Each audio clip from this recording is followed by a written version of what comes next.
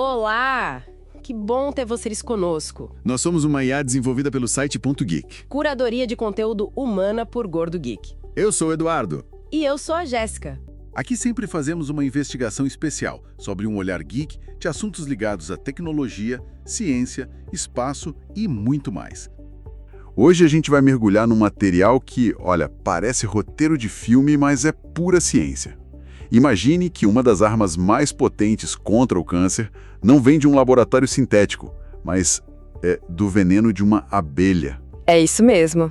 O centro da nossa análise hoje é uma molécula chamada melitina. Ela é o principal componente desse veneno e tem um potencial, assim, impressionante como agente anticancerígeno. Uhum. E a base da nossa conversa aqui é um artigo de revisão de 2023 de um grupo liderado por Park, que junta décadas de pesquisa, né? E nos dá o mapa mais completo que a gente tem sobre isso. Exato. E é super importante começar entendendo o que é esse mapa, né? A gente não está falando de uma descoberta única que aconteceu agora em 2023 e mudou tudo. Certo. Um artigo de revisão funciona mais como um grande relatório de inteligência. Os cientistas pegaram centenas de estudos de vários lugares do mundo e juntaram tudo para dizer: ok, o que a gente sabe até hoje. O estado da arte, basicamente. Perfeito, o estado da arte. O que é fato, o que é promessa e, principalmente, quais são os verdadeiros gargalos. Então, a nossa missão aqui é usar esse mapa para separar o que é entusiasmo justificável do que ainda é, bom, ficção científica. Ótimo, então vamos direto ao ponto. Para a gente entender a melitina, o material usa uma analogia muito boa, a de uma granada. É uma ótima analogia. A maioria das quimioterapias age quimicamente, né? Tentando achar uma fechadura na célula para desligar ela. A melitina não. Não mesmo. É força bruta. Ela age de um jeito físico. Ela, se choca com a membrana da célula do câncer e começa a abrir buracos.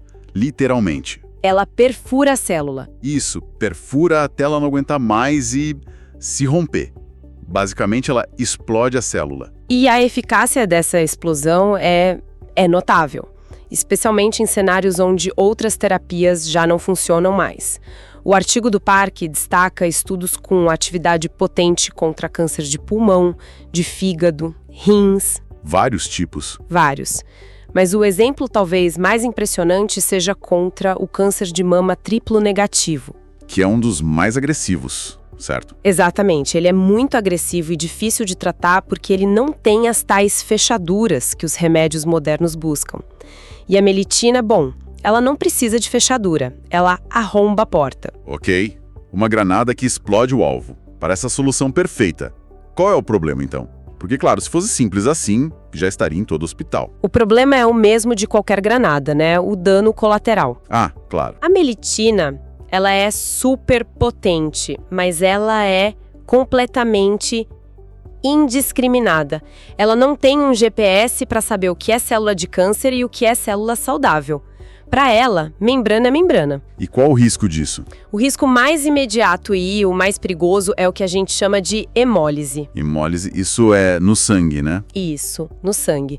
Se você injetasse melitina pura na corrente sanguínea de alguém, ela faria com os glóbulos vermelhos exatamente o que ela faz com o tumor. Abriria buracos neles. Abriria buracos até eles se romperem. Todos eles.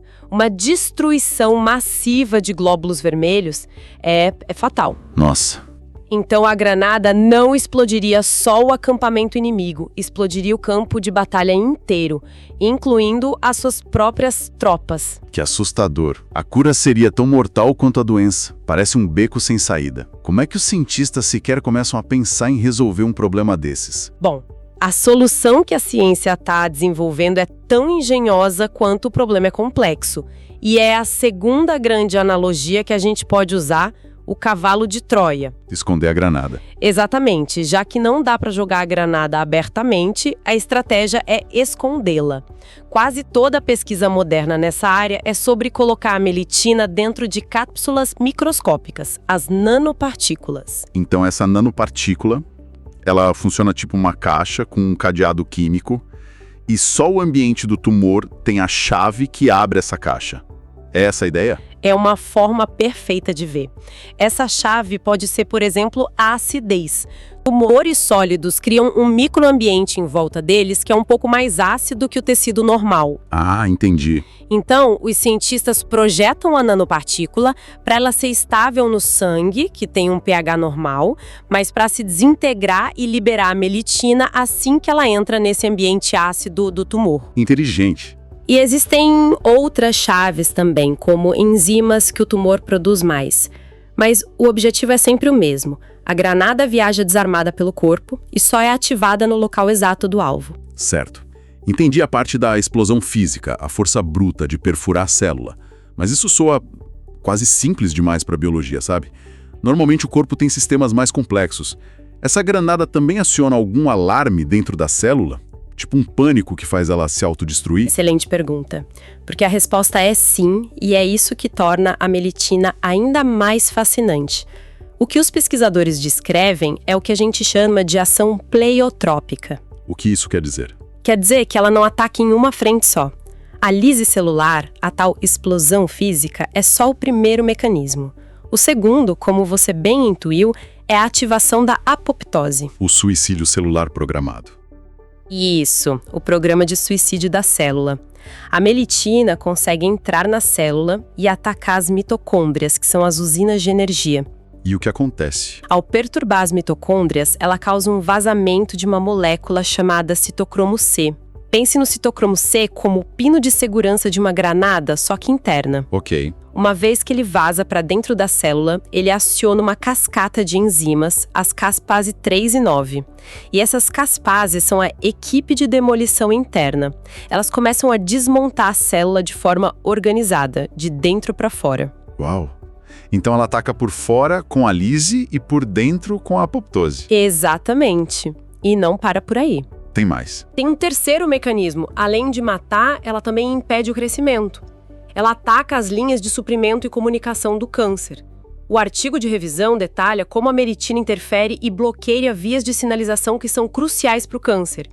Em vez de decorar os nomes técnicos, tipo PI3K, AQT, MTOR, Certo. pense nisso como sabotar a torre de comando do inimigo. Ela corta os sinais que dizem para a célula: cresça, se divida, resista.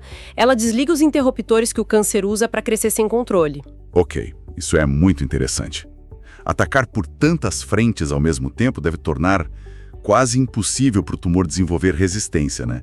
O câncer geralmente é mestre em achar um desvio quando uma estrada é bloqueada. Aqui parece que todas as estradas estão sendo bombardeadas. Exatamente. É um dos maiores trunfos estratégicos dela. A resistência a medicamentos é um desafio gigante no tratamento do câncer. Ao atacar a integridade da membrana, o programa de autodestruição e as vias de crescimento, tudo ao mesmo tempo, a melitina sobrecarrega a capacidade de adaptação da célula. Incrível. E ainda tem uma quarta frente de ataque. Ela é antimetastática. Ou seja, impede que o câncer se espalhe. Isso. A metástase acontece quando a célula do câncer abre caminho pelo tecido para chegar no sangue e ir para outros órgãos. Para fazer isso, ela usa enzimas que funcionam como facões moleculares, as MMPs. Certo. E a pesquisa mostra que a melitina inibe a produção e a atividade dessas enzimas. Ou seja, ela não só mata o tumor onde ele está, mas também tira dele as ferramentas que ele usaria para invadir outros lugares. Se ela enfraquece a célula de tantas formas, isso não a tornaria mais vulnerável a outros ataques também?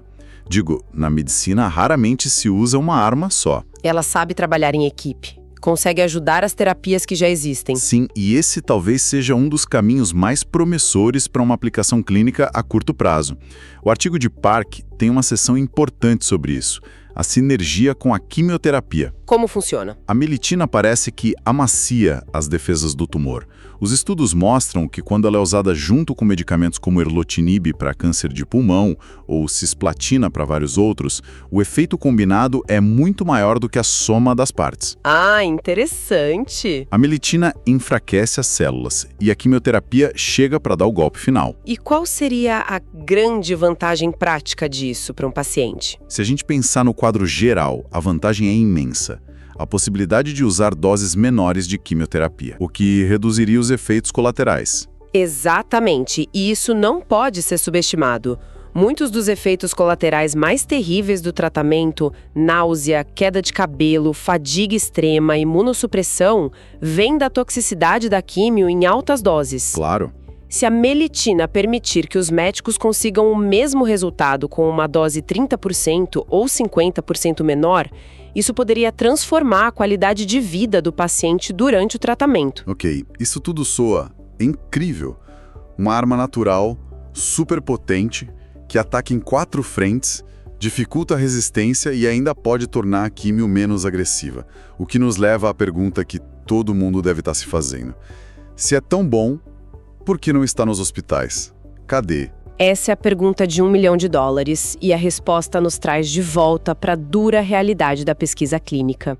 Existem 3 grandes obstáculos. Certo. O primeiro é o estágio da pesquisa. A imensa maioria dos estudos de sucesso que o artigo de Park analisa são pré-clínicos.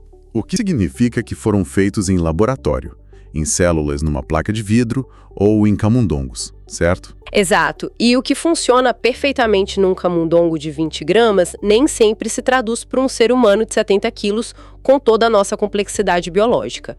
Existe um abismo entre o sucesso pré-clínico e a aprovação para uso em humanos. Muitas drogas promissoras, infelizmente, caem nesse abismo. O segundo obstáculo, imagino, é a toxicidade, que a gente já falou.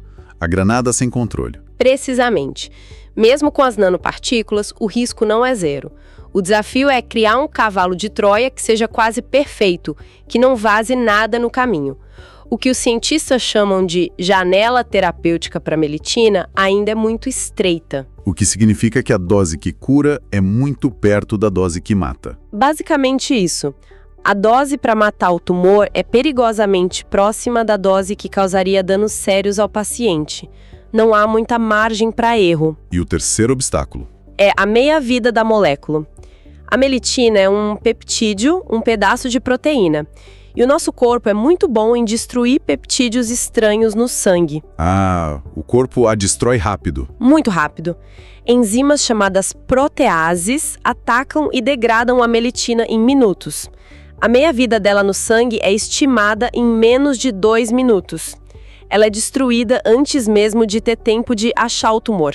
Entendi. As nanopartículas ajudam a proteger, mas é mais um desafio de engenharia a ser superado. Com todos esses desafios de engenharia e segurança, qual seria uma linha do tempo realista? A gente está falando de 5 anos, 15 anos? É crucial moderar as expectativas aqui. Uma previsão otimista para uma terapia muito específica, talvez um tipo de tumor superficial, onde a entrega é mais fácil, seria algo entre 5 e 7 anos. E uma previsão mais realista? Uma previsão mais realista para uma aprovação ampla, para tumores internos, uso geral, provavelmente a gente está falando de mais de 10 anos. O verdadeiro sinal de progresso, o que todos na área esperam, é quando o primeiro nanocarregador de melitina entrar oficialmente no ensaio clínico de fase 1 em humanos. Certo. Esse vai ser o momento em que a tecnologia sai do laboratório e começa de fato a ser testada em pacientes. E esse artigo de revisão de Parks, apesar de ser bem completo, não está sozinho, né? Eu lembro de ter visto umas manchetes sobre isso há alguns anos. Ele faz parte de um quebra-cabeça maior. Com certeza, é fundamental contextualizar isso. Muita gente talvez se lembre de um estudo australiano de 2020, liderado pela Ciara Duffy. Sim, esse teve bastante repercussão. Foi esse que explodiu na mídia. Naquela pesquisa, eles mostraram que a melitina matava células de câncer de mama triplo negativo em camundongos em menos de 1 hora. O artigo de Park, de 2023, basicamente pega esse e centenas de outros estudos, organiza, confirma os mecanismos e desenha o tal mapa estratégico que a gente falou. E o que veio depois? A pesquisa mais recente continua focada nesse problema da entrega. Totalmente. Já existem revisões mais recentes, de 2025, que nem discutem mais se a melitina funciona. O foco delas é 100% na solução do problema de entrega. Ah, então é só sobre os cavalos de Troia. Só. Elas comparam os diferentes tipos. Lipossomas são bolhas de gordura, nanopartículas de polímeros e hidrogéis. Já tem abordagens ainda mais sofisticadas. Como que? como a fusão genética. Cientistas estão criando proteínas de fusão. Eles pegam o gene da melitina e fundem com o gene de uma molécula que busca o tumor, como um anticorpo ou a interleucina 2. O resultado é uma supermolécula híbrida. Uma parte é o míssil teleguiado e a outra é a ogiva explosiva da melitina. Uau!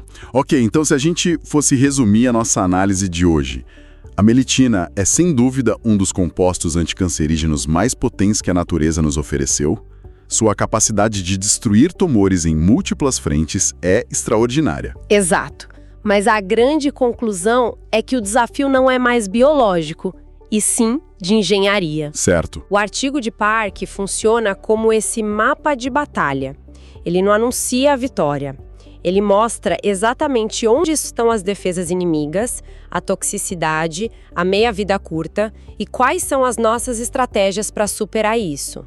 Em outras palavras, a questão não é mais será que o veneno de abelha funciona, mas sim será que a nossa nanotecnologia é boa o suficiente para domar esse veneno? A bola está com os engenheiros farmacêuticos. É a síntese perfeita. Toda a pesquisa agora está focada em construir o veículo de entrega ideal. O sucesso depende da nossa capacidade de criar um cavalo de Troia que seja seguro, preciso e eficaz. E tudo isso nos deixa com uma reflexão final, um pensamento para levar adiante. Toda essa jornada da melitina, de um veneno que a gente teme, para uma esperança terapêutica, levanta uma questão bem maior, né? Exatamente.